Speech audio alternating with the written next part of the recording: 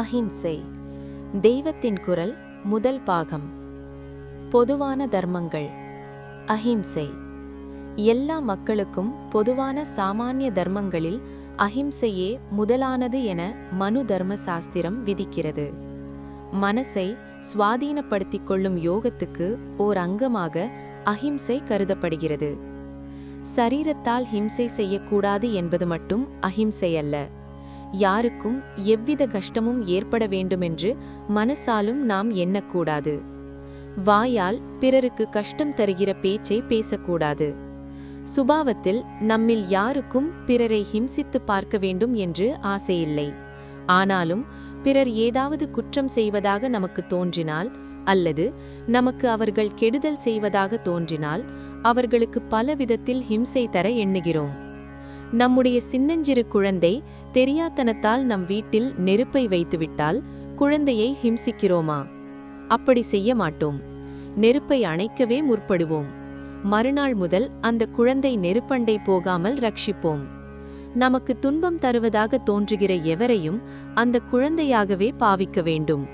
மறுபடியும் தவறு செய்யாமல் அவரை அன்புடன் தடுத்து ரட்சிக்க வேண்டும். அவர் மீது துவேஷம் பாராட்டி பதிலுக்கு ஹிம்சை தரக்கூடாது. இதுதான் உண்மையான அஹிம்சை. இது நம் மனத்தை வசப்படுத்திக் கொள்ளும் யோகத்துக்கு மிகவும் பிரயோஜனமாகிறது. மனம் பூதம் போன்றது. ஆனால் பூதத்தை, வேதாளத்தை விக்ரமாதித்தன் வசப்படுத்திய பின் அது அவனுக்காக எவ்வளவு காரியம் செய்தது? அப்படியே வசப்பட்ட மனம் எவ்வளவோ நல்லதை செய்யும். யானை கட்டுப்படாவிட்டால் உலகுக்கு உபத்திரவம்தான்.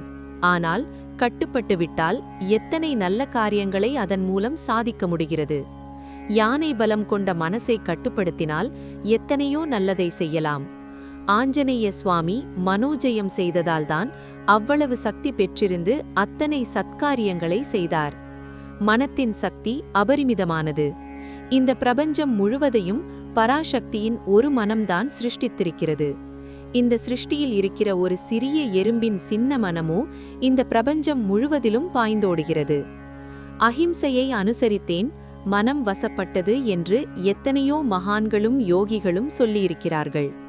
அஹிம்சையினால் கோபம் போய் மனசானது அன்பில் தெளிந்து விடுவதால் அப்புறம் அதை வசப்படுத்துவது சுலபமாகிவிடுகிறது. அஹிம்சையின் முக்கிய பிரயோஜனம் சித்தம் அடங்குவதே. ஆனால் அஹிம்சையை அபியசிப்பதால் நாம் உத்தேசிக்காமலே வேறொரு பலனும் ஏற்படும்.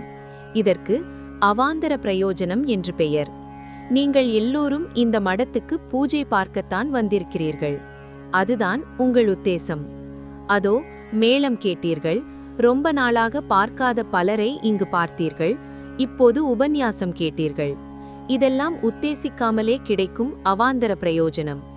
இவ்வாறே ஒருவன் மனம், வாக்கு, காயம் என்ற திரிகரணங்களாலும் அஹிம்சையை பூரணமாக சாதித்துவிட்டால் அவனுடைய சங்கற்பமின்றியே, அதாவது அவாந்தர பிரயோஜனமாக அவனுடைய சந்நிதானத்துக்கு வருகிற எல்லா பிராணிகளும் தாமாகவே தங்கள் பகைகளை மறந்து அஹிம்சாமயமாகிவிடும்.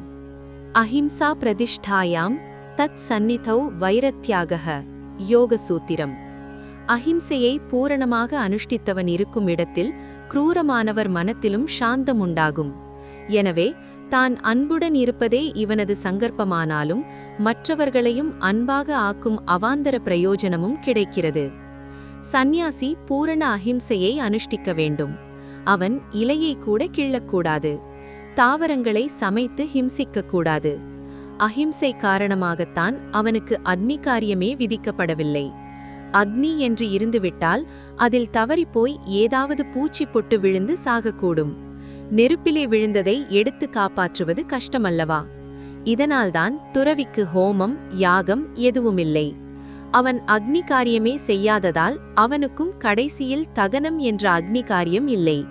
அவனுடைய சரீரத்தை பூமியில் அடக்கம் செய்கிறார்கள். சகல பிராணிகளுக்கும் என்னால் பயமில்லாமல் போகட்டும் என்று சந்நியாசம் வாங்கிக் கொள்ளும்போது அவன் பிரதிஜ்ஞை செய்கிறான். அதன்படி எந்த பிராணிக்கும் தாவரத்துக்கும் ஹிம்சை இல்லாமல் வாழ வேண்டியது அவனுக்கே பூரணமாக விதிக்கப்பட்ட தர்மம். அஹிம்சா பரமோ தர்மஹ என்று ஜெயின பௌத்த மதங்கள் எல்லோருக்கும் பூரண அஹிம்சையை விதித்தது போல் நம் மதம் செய்யவில்லை. சந்நியாசிகளுக்கே இதை அதி தீவிரமாக விதித்திருக்கிறது. மற்றவர்களுக்கு இத்தனை கட்டுப்பாடு இல்லை. தர்ம யுத்தத்திலும் யக்ஞத்தில் பலி தருவதினும் நம் மதம் அஹிம்சையை விலக்கியிருக்கிறது. லோக க்ஷேமத்துக்காகவே சில தேவ சக்திகளை திருப்திப்படுத்துவதற்காக யக்ஞத்தில் பசு பிராணி பலி தரப்படுகிறது. யக்ஞத்தில் பலியாகிற பிராணி இதனால் தானாக சம்பாதித்துக் கொள்ள முடியாத பரமோத்தமமான கதியை அடைகிறது என்பது நம் நம்பிக்கை. ஆக அந்த பிராணிக்கும் ஸ்ரேயசு, அது செய்த தியாகத்தால் லோகத்துக்கும் நல்லது என்றாகிவிடுகிறது. இப்படியே யுத்தத்தில் தேசத்துக்கு தியாகமாக சேனா வீரர்கள் பலியாகிறார்கள். வெறுமனே தின்று தின்று தன்னையே போஷித்துக் கொண்டு உயிர் வாழ்வதை விட பரநலனுக்காக பிராணத்தியாகம் செய்வது சிரேஷ்டமானது என்பதால் இப்படி அஹிம்சைக்கு விலக்கு வைத்திருக்கிறார்கள். பூரண அஹிம்சை லட்சியத்தை வாயளவில் பிரமாதமாக பேசிவிடலாமே தவிர காரியத்தில் நடக்காது. குற்றம் குறைகள், அடிதடி, சண்டைகள் எல்லாம் நடைமுறையில் இருக்கத்தான் செய்யும். அப்போது அவற்றை குறைப்பதற்காக எடுக்கிற எதிர் நடவடிக்கையில் ஹிம்சை இருப்பதாக தோன்றினாலும் உண்மையில் அது ஹிம்சையாகாது. ஏனென்றால் செய்கையை விட எண்ணம், நோக்கம்தான் முக்கியம். ஹிம்சிப்பதிலேயே சந்தோஷப்படுகிற நோக்கமில்லாமல் ஒரு பொது நலத்தை உத்தேசித்து ஒரு பிராணியை யக்ஞத்தில் பலி தரும்போதோ, அல்லது ஒரு கொலை குற்றவாளிக்கு மரண தண்டனை விதிக்கும் போதோ, அல்லது யுத்தத்தில் விரோதிகளை வதைக்கும் போதோ காரியத்தில் ஹிம்சை தெரிந்தாலும் அது பாபமாகாது, தோஷமாகாது. இதுதான் நம் சாஸ்திரம். காரிய சாத்தியமில்லாத பூரண அஹிம்சையை பூரண நடைமுறையில் எல்லோருக்கும் விதித்தால் இந்த விதியை மீறிய பாபம், தோஷம்தான் ஜனங்களுக்கும் உண்டாகும். யதார்த்த நிலையை மறக்காத நம் மதம் நமது ஜனங்களுக்கு இந்த பாபத்தை உண்டாக்கவில்லை. மாறாக பௌத்த மதம் எல்லோருக்கும் பூரண அஹிம்சை என்று விதி செய்த போதிலும் இன்று தாம் பார்ப்பது என்ன?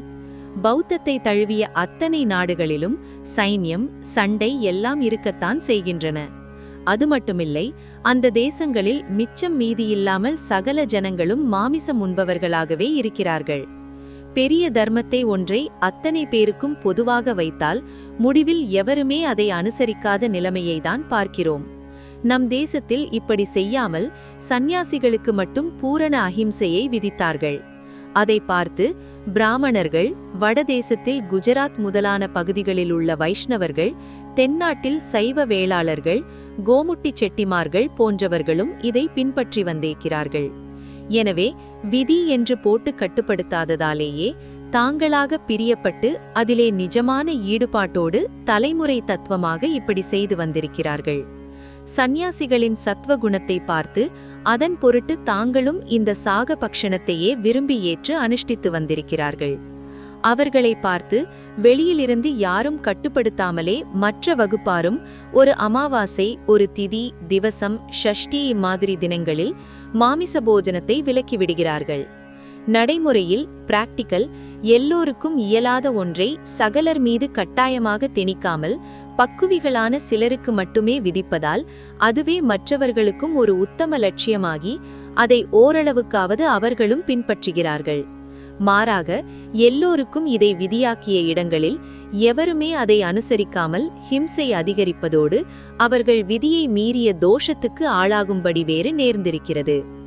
அஹிம்சை என்கிற தத்துவம் ஒரு லட்சியமாகவாவது எல்லோருக்கும் இருக்க வேண்டும் என்பதால் அது சாமானிய தர்மங்களில் சேர்க்கப்பட்டிருக்கிறது. காரியம் எப்படி இருந்தாலும் மனசில துவேஷம் இருக்கக்கூடாது என்பதுதான் நம் வைதீக தர்மப்படி அஹிம்சையின் லட்சணம், டெஃபினிஷன்.